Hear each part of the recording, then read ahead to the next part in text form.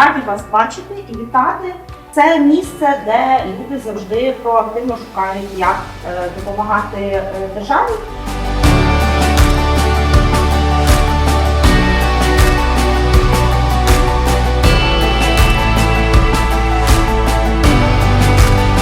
Ми дуже сподіваємося, що ваша участь у цій програмі, вона вам багато дасть як лідера.